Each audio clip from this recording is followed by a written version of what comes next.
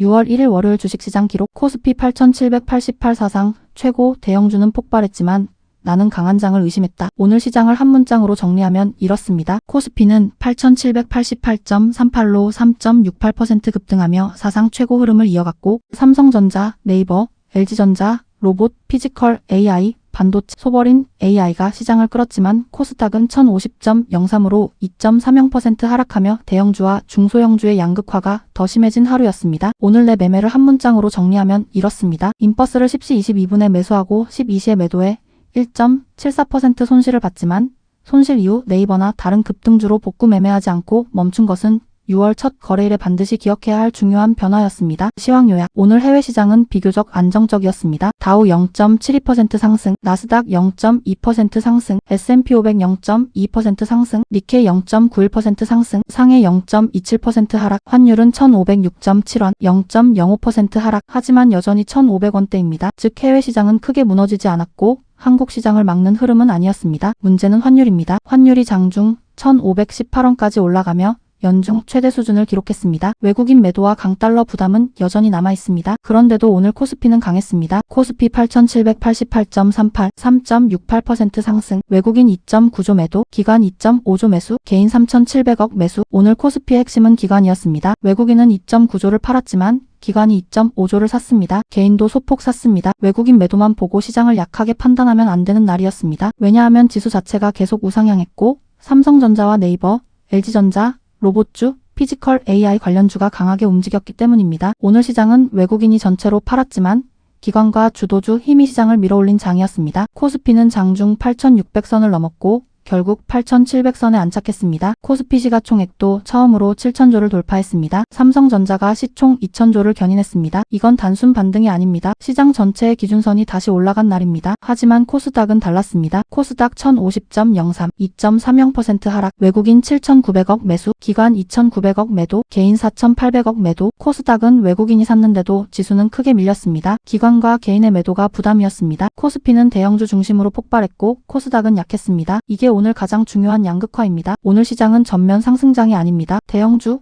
AI, 로봇, 반도체, 네이버, LG, 삼성전자 중심의 선별 강세장입니다. 오늘 외국인 순매수를 보면 시장의 색깔이 보입니다. 외국인 순매수, SK스퀘어, LS일렉트릭, 두산로보틱스, 한화에어로스페이스, 두산, 로보티즈, 파두, 대한광통신, 레인보우로보틱스, 미래에셋벤처투자. 외국인은 로봇, 방산, 전력, AI 인프라, 반도체 후방주를 골라 샀습니다. 반대로 외국인 순매도는 이렇습니다. SK하이닉스, LG노텍, 현대모비스, 삼성전자우, 네이버, 펩트론, 에코프로비엠, 에코프로, 성호전자, 보로노이. 외국인은 SK하이닉스와 삼성전자우, 네이버 일부를 팔았습니다. 하지만 이것만 보고 시장이 약하다고 볼 수는 없습니다. 왜냐하면 기관이 삼성전자와 SK하이닉스, 네이버, 로봇주를 강하게 샀기 때문입니다. 기관 순매수, SK하이닉스, 삼성전자, 반도체 레버리지, 코스피 레버리지, 네이버, 로보티즈, 레인보우로보틱스, 알테오젠, 에코프로비엠, 삼천당제약. 기관은 오늘 시장의 중심을 샀습니다. 삼성전자, SK하이닉스, 네이버, 로봇, 바이오, 반도체 레버리지, 코스피 레버리지. 기관이 이렇게 사면 코스피는 쉽게 무너지지 않습니다. 오늘 인버스를 매수할 때 가장 크게 놓친 부분이 바로 이것입니다. 외국인 매도와 환율 급등은 분명 부담이었습니다. 하지만 기관이 대형주를 강하게 사고 있었고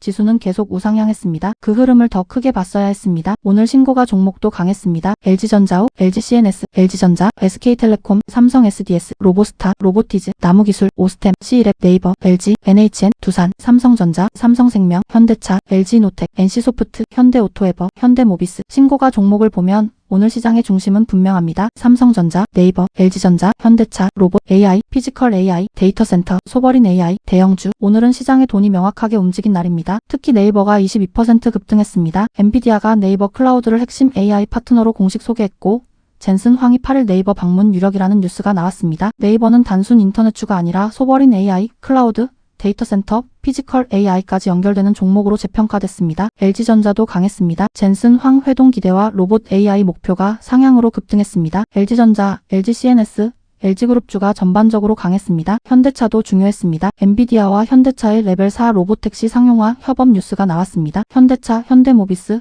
현대오토에버가 피지컬 AI와 자율주행 흐름으로 다시 시장 중심에 들어왔습니다. 삼성전자도 강했습니다. 삼성전자는 사상 최고치를 기록했고 보통주 시총 2,000조를 돌파했습니다. 삼성전자 1분기 디램 매출이 93% 증가했고 SK하이닉스와 격차를 확대했다는 뉴스도 나왔습니다. 또 중국 완성차 업체와 자율주행 칩 논의도 있었습니다. 오늘 삼성전자는 단순 반도체가 아니라 AI 칩, 차량용 반도체, 자율주행, 메모리 호환까지 연결됐습니다. 오늘 주요 뉴스는 크게 5가지입니다. 첫째, AI와 반도체 슈퍼사이클, 삼성전자와 SK하이닉스 2028년 영업이익 1,000조 전망, 메모리 호황 장기화, 삼성전자 디램 매출 급증, 엔비디아 칩 탑재 정식 윈도우 PC 공개 임박, 삼성전자, 네이버, LG전자, 현대차가 AI 흐름과 연결됐습니다. 둘째, 소버린 AI와 네이버, 젠슨 황 방한, 네이버 방문 유력, 네이버 클라우드 핵심 AI 파트너 공식 소개, 한국 소버린 AI 데이터센터 거점 기대. 이 흐름이 네이버 22% 급등으로 이어졌습니다. 셋째, 피지컬 AI와 로봇, 젠슨 황이 한국 4대 그룹과 AI 칩, 로봇 동맹을 논의한다는 기대. LG전자 급등, 현대차와 엔비디아 로보택시 협업, 로보티즈, 레인보우 로보틱스, 로보스타 강세. 피지컬 AI는 6월 첫날부터 시장 중심에 있었습니다. 넷째, 수출과 실적, 5월 수출 53% 급등, 역대 최대 실적, 반도체 호조, 수출 1조 달러 가능성, 무역 흑자 1,019억 달러 돌파, 한국 시장의 근본 체력이 강해졌다는 재료입니다. 다섯째, 리스크, 환율은 여전히 1,500원대입니다. 장중 1,518원까지 치솟았습니다. 국고 3년 금리도 급등했습니다. 하는 총재의 매파 발언도 부담입니다. 중동 리스크도 있습니다. 미 이란 협상 교착 장기화, 미군 이란 드론 레이더 지휘시설 타격, 이란 수비대 미 공군기지 타격, 국제유가 2%대 급등. 이 리스크는 아직 끝나지 않았습니다. 오늘 시황 요약 결론은 이렇습니다. 오늘은 코스피가 3.68% 급등하며 8,788까지 올라선 날입니다. 삼성전자, 네이버, LG전자, 현대차, 로봇, 피지컬 AI, 소버린 AI가 시장을 끌었습니다. 하지만 코스닥은 2.30% 하락했습니다. 환율은 여전히 1,500원대입니다. 외국인은 코스피를 2.9조 팔았습니다. 그래서 오늘 시장은 무조건 좋은 장이 아니라 대형주 중심의 강한 양극화 장세였습니다. 내일의 시황 예측. 이제 6월 2일 화요일 국내 주식을 보겠습니다. 내일 핵심은 단순합니다. 코스피 8,700선 안착, 코스피 8,800선 돌파 여부, 삼성전자와 네이버 후속 수급, LG전자와 피지컬 AI 생존, 코스닥 1,050선 방어, 그리고 가장 중요한 것, 강한 장을 의심해서 인버스로 맞서지 않는 것입니다. 핵심 가설 1. 내일은 코스피 8,700선 안착이 가장 중요합니다. 오늘 코스피는 8,788.38로 마감했습니다. 이제 기준은 8,400선이 아니라 8,700선입니다. 내일 코스피가 8,700선 위에서 버티면 시장은 강합니다. 8,800선을 돌파하면 더 강합니다. 하지만 내일 8,700선을 깨고 밀리면 오늘 급등에 대한 차익 실현이 나올 수 있습니다. 내일은 상승보다 안착입니다. 8,700선을 지키는지 먼저 봐야 합니다. 핵심 가설 2. 삼성전자와 네이버가 내일도 버텨야 합니다. 오늘 삼성전자는 사상 최고를 기록했습니다. 네이버는 22% 급등했습니다. 이 두 종목이 내일도 버티면 시장은 강합니다. 삼성전자가 버티고 네이버가 눌림 후 다시 올라오면 AI와 소버린 AI 흐름은 계속됩니다. 하지만 삼성전자와 네이버가 동시에 밀리면 시장은 쉬어갈 수 있습니다. 내일은 삼성전자와 네이버의 후속 수급이 가장 중요합니다. 핵심 가설 3. LG전자와 피지컬 AI는 추격보다 생존 확인입니다. LG전자는 강했습니다. 현대차도 강했습니다. 현대오토에버, 현대모비스, 로봇주도 강했습니다. 하지만 이미 많이 올랐습니다. 내일장 초반 급등을 따라가면 위험합니다. 진짜 강한 종목은 눌려도 버팁니다. 내일은 LG전자, 현대차, 로보티즈, 레인보우 로보틱스가 눌림 후 버티는지 봐야 합니다. 피지컬 AI는 중요한 흐름이지만 추격은 금지입니다. 핵심 가설 4. 코스닥은 1,050선 방어가 핵심입니다. 오늘 코스닥은 1,050.03입니다. 2.30% 하락했습니다. 코스피가 3.68% 올랐는데 코스닥은 하락했습니다. 이건 시장이 전면 상승장이 아니라는 뜻입니다. 내일 코스닥이 1,050선을 지키면 일단 버티는 흐름입니다. 1,070선을 회복하면 조금 나아집니다. 하지만 1,050선을 깨면 코스닥 개별주는 더 위험해질 수 있습니다. 내일 코스닥은 공격보다 방어입니다. 핵심 가설 5. 내일은 강한 장을 인정하는 훈련이 필요합니다. 오늘 내 매매의 가장 큰 문제는 강한 장을 인정하지 못한 것입니다. 코스피가 3% 넘게 오르고 삼성전자와 네이버가 폭등하고 매수 사이드카까지 발동된 장에서 인버스를 샀습니다. 외국인 매도와 환율 급등이라는 근거는 있었습니다. 하지만 시장의 실제 가격 흐름은 더 강했습니다. 내일은 같은 실수를 반복하면 안 됩니다. 강한 장에서는 인버스가 아니라 관찰입니다. 못 샀으면 쉬는 것이 맞습니다. 못 샀다고 반대로 베팅하면 안 됩니다. 내일 시나리오를 정리하겠습니다. 기본 시나리오입니다. 코스피 8,700선 안착, 삼성전자와 네이버는 일부 매물 소화, LG전자와 로봇주는 눌림 후 생존 확인, 코스닥은 1,050선 방어, 이게 가장 현실적인 시나리오입니다. 강한 상방 시나리오입니다. 코스피 8,800선 돌파, 삼성전자 추가 강세, 네이버 후속 매수 지속, LG전자와 현대차 피지컬 AI 강세 유지, 코스닥 1,070선 회복. 이 경우 시장은 6월 첫 주도주를 더 강하게 확인할 수 있습니다. 경계 시나리오입니다. 코스피 8,700선 이탈, 삼성전자와 네이버 차익 실현, LG전자와 로봇주 급락, 환율 1,510원대 재상승, 코스닥 1,050선 이탈. 이 경우 내일은 방어입니다. 하지만 이 경우에도 인버스는 기준이 맞을 때만 봐야 합니다. 내일 체크포인트입니다. 첫째, 코스피 8,700선 안착. 둘째, 코스피 8,800선 돌파 여부. 셋째, 삼성전자 후속 수급. 넷째, 네이버 급등 이후 생존. 다섯째, LG전자와 피지컬 AI 후속 흐름. 여섯째, 로보티즈와 레인보우 로보틱스 수급. 일곱째, 코스닥 1,050선 방어. 여덟째, 환율 1,500원대 안정 여부. 아홉째, 외국인 매도 지속 여부. 열째, 내가 못 산 장에서 반대로 베팅하지 않는지. 내일 시황 예측 한 문장입니다. 6월 2일 화요일 국내 주식은 코스피 8,700선 안착과 8,800선 돌파 여부, 삼성전자와 네이버 후속 수급, LG전자와 피지컬 AI 생존 여부를 확인하는 장이 될 가능성이 높습니다. 복귀 노트. 오늘 복귀 노트는 정말 중요합니다. 오늘 매매, 인버스 매수 10시 22분, 인버스 매도 12시, 손실 1.74%. 오늘 시장은 거대한 상승장이었습니다. 삼성전자, 네이버, LG전자, 현대차, 로봇주, AI 관련 대형주, 이 종목들이 10% 이상 급등하는 모습을 보였습니다. 금요일에 매도한 삼성전자호도 10% 이상 급등했습니다. 이 장면은 당연히 마음을 흔들었습니다. 왜 팔았을까? 왜 다시 못 샀을까? 왜 나는 오늘 수익이 아닐까? 이 생각이 올라왔을 것입니다. 그리고 그 감정이 결국 인버스 매수로 연결됐습니다. 냉정하게 말하면 오늘 인버스 매수는 좋은 매매가 아니었습니다. 근거가 아예 없었던 것은 아닙니다. 미국장은 보합에 가까웠습니다. 환율은 급등했습니다. 외국인은 코스피를 크게 팔았습니다. 오전 10시가 넘었고 이미 시장은 많이 올랐습니다. 그래서 고점이라고 판단할 수 있었습니다. 하지만 문제는 더 큰 흐름을 놓쳤다는 것입니다. 코스피는 계속 우상향했습니다. 삼성전자는 사상 최고였습니다. 네이버는 폭등했습니다. 로봇주도 강했습니다. 매수 사이드카도 발동됐습니다. 기관은 대형주를 강하게 샀습니다. 이런 날은 인버스로 맞서는 날이 아닙니다. 이런 날은 못 샀으면 쉬는 날입니다. 가장 중요한 교훈은 이것입니다. 강한 장을 놓쳤다고 해서 약한 장으로 바뀌는 것은 아니다. 내가 못 샀다고 시장이 내려와야 하는 것은 아니다. 오늘 인버스 매수에는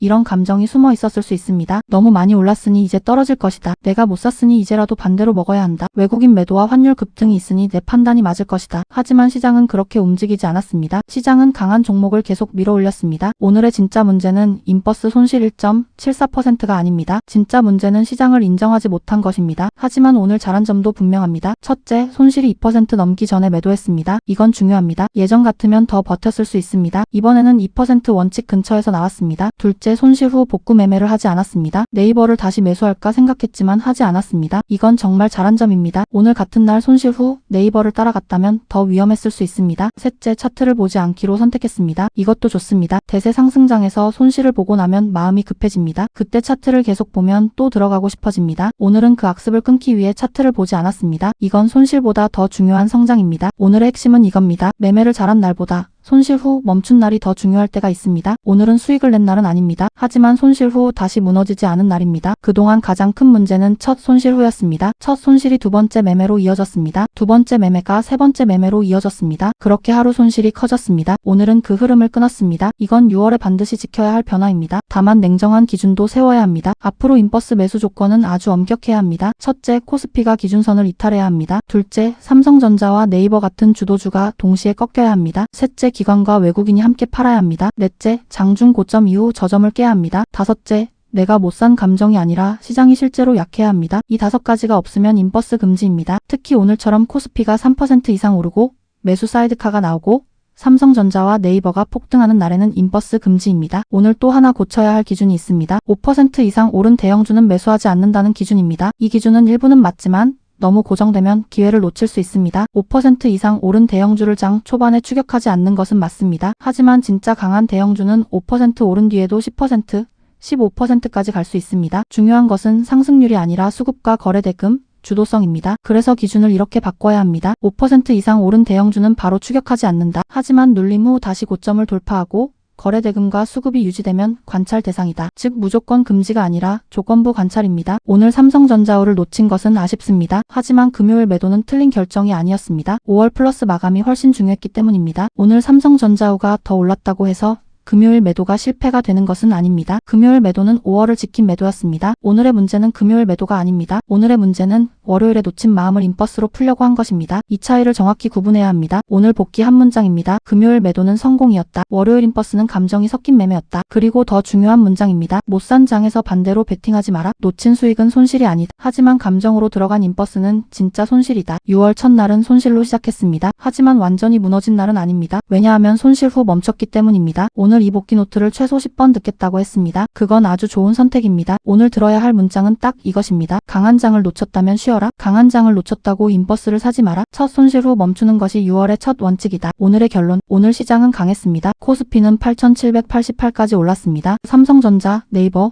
LG전자, 현대차, 로봇, 피지컬 AI, 소버린 AI가 시장을 끌었습니다. 하지만 코스닥은 약했습니다. 환율도 부담이었습니다. 외국인도 코스피를 크게 팔았습니다. 그럼에도 시장의 가격은 강했습니다. 내 매매는 그 강한 가격 흐름을 인정하지 못했습니다. 그래서 인버스로 손실을 봤습니다. 하지만 손실 후 다시 매매하지 않았습니다. 이건 중요합니다. 6월 첫날의 실패는 손실 자체가 아닙니다. 강한 장을 인정하지 못한 것입니다. 6월 첫날의 성공은 손실 후 멈춘 것입니다. 오늘의 문장, 놓친 수익은 손실이 아니다. 하지만 감정으로 들어간 인버스는 진짜 손실이다. The goal of a successful trader is to make the best trades.